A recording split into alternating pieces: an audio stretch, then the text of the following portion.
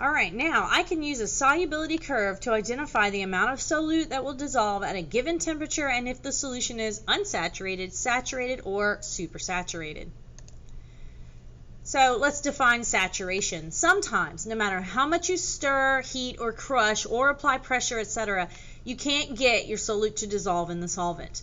There's a point where the maximum has been reached. For every solute-solvent combination, there is a limit to the amount of solute that can dissolve at a certain temperature.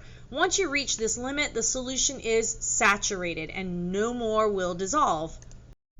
There are three ways to describe the saturation of a solution. You've either dissolved the maximum possible and reached the point where it's saturated, has the maximum amount of solute dissolved for the amount of solvent at a specific temperature, or you have exceeded the amount maximum that can be dissolved, and this requires some effort. You have to force the solution to take on more than it normally would, and that would be called a supersaturated solution. It has more solute dissolved than a saturated solution. And then if you have less than the maximum amount dissolved, meaning you could continue to dissolve more, it hasn't reached the maximum yet, that's called an unsaturated solution. It has less solute dissolved than a saturated solution. So what happens if I try to add more solute to my solution? When a seed crystal is added to an unsaturated solution, it's just going to go ahead and dissolve because the solution is not saturated yet. It can still dissolve more. If I add more solute to a saturated solution, since it's already saturated, if you look down here in the beaker, anything extra you put settles out at the bottom or sinks to the bottom and does not dissolve. If you have a supersaturated solution, this is special. It requires you to take a saturated solution, heat it, saturate it at that really hot temperature, and then you have to cool it down until it's cold and it has more dissolved than it's supposed to at that lower temperature. And so that then if you disturb that with an additional solute crystal, it's going to cause all the instability of the extra dissolved solute to recrystallize, come out of the solution because it's not supposed to be there anyway. And so you'll notice that whenever a seed crystal was dropped in, it started the process of recrystallization. So this is a solution, or there's some water and some sodium thiosulfate, and it's being heated, the water's being heated to dissolve all of this sodium thiosulfate. And so once it's very hot and it dissolves all of it, you're going to have an unsaturated solution, but really close to saturated.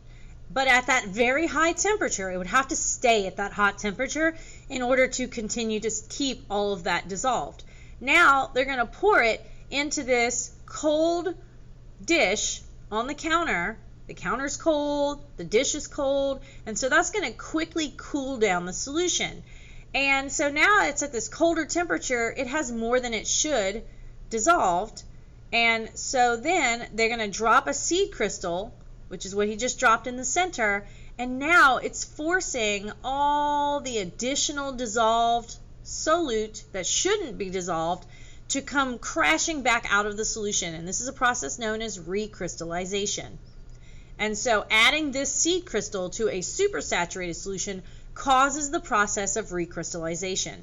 But adding a seed crystal to a saturated and unsaturated solution does nothing. So when reading a graph shows you at various temperatures and in exactly this much solvent, 100 kilograms of water based on this graph, it's telling you how much of your solute can you dissolve at these various temperatures in exactly this much water.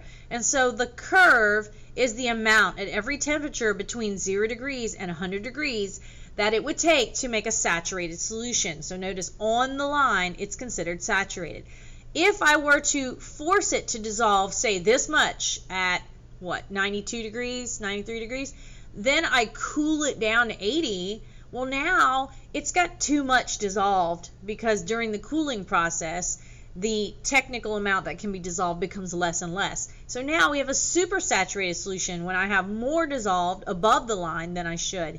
And then if I had it at 80 degrees, for example, but I only added, say, 110 grams of the solute, well, it's still an unsaturated solution because at 80 degrees it's not saturated until it has a total of 130 kilograms of solute.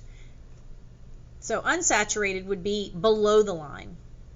So on a solubility curve, the line tells you the amount of solute needed to make a saturated solution at different temperatures. They're usually expressed in grams of the solute per 100 grams of water. To determine the mass of solute that will dissolve in a different amount of water, you would have to set up a proportion, which I'll show you an example of. So there are a few ways that we can read the solubility curve. First question says, how much solute must be added to make a saturated solution at 20 degrees Celsius in 100 kilograms of water? The graph is per 100 kilograms of water, so that part we don't have to worry about. We simply go to 20 degrees, go up to the line to see how much will it take to saturate 100 kilograms of water. So at 20 degrees, I go up to the line, I go to the left to see that it would take about maybe 85 kilograms of the solute to make a saturated solution, and so that's why this says 85, should say kilograms, since technically this graph is in kilograms. Now let's focus on number 2. How much solute must be added to make a saturated solution at 80 degrees Celsius? This time it's in 300 kilograms of water. The graph is only per 100 kilograms of water. So since it's a different amount of water, we're going to have to scale it up using a proportion. First of all, I need to know what's going to saturate 80 degrees in 100 kilograms of water. And so if you'll notice, I put a dotted line here at 80 degrees. We go up to the line, and then once we hit the line, we go to the left, and we're going to estimate it's about 135. So we'll say 135 kilograms would saturate 100 kilograms of water. And so in my proportion, it's how much it says on the graph per 100 kilograms of water, and then I'm going to say equals, but how much can I dissolve in 300 kilograms of water? So I'm going to scale it up.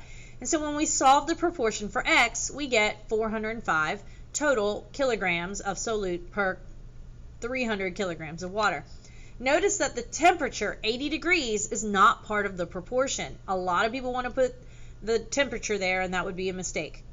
And then finally, if we look at number 3, if you have 110 kilograms dissolved in 100 kilograms of water, so again, this graph is per 100 kilograms of water, and it's at 70 degrees, is it a saturated, supersaturated, or unsaturated solution? So I want to plot this point. Here is 70 degrees, right here in the center of these, and I'm going to go all the way up to 110, which is going to put my point right about there. Here's 110, here is 70. And notice the point is below the curve. That makes it unsaturated. If my point would have landed on the curve, then it would have been saturated, and anywhere above the curve would have been called supersaturated. But since we ended up here below the curve, that's going to be unsaturated solution. So these details are an unsaturated solution. So here are a few more examples. A saturated solution of potassium nitrate is formed at 32 degrees Celsius. How much more potassium nitrate must be added to have a saturated solution at 60 degrees? So first I would need to look at 32 degrees Celsius and see how much will it take to be saturated with KNO3 at 32 degrees. So here's my 32, there's my KNO3, hang a left, about 50 grams is what it takes to be saturated. And then if I go to 60 degrees to the same curve of potassium nitrate, KNO3, and that's going to be way up here. This point, it's going to take about 110 grams to saturate 60 degrees of the solution. So how much more would I need to dissolve if I've already got 50? How much more is it going to take to get to 110? Well, you can simply subtract the answers, 110 minus 50, and it's going to take 60 more grams to saturate the solution at 60 degrees Celsius. Most of the lines on this graph curve upward, but NH3, which is here, this dotted line, curves downward. It decreases in solubility. The hotter the liquid, the less can be dissolved in it. And so what does that mean the state of matter of ammonia is? That means it must be a gas, because gases decrease in solubility as your solvent becomes hotter, whereas solid solutes increase the amount of solubility as your solvent gets hotter.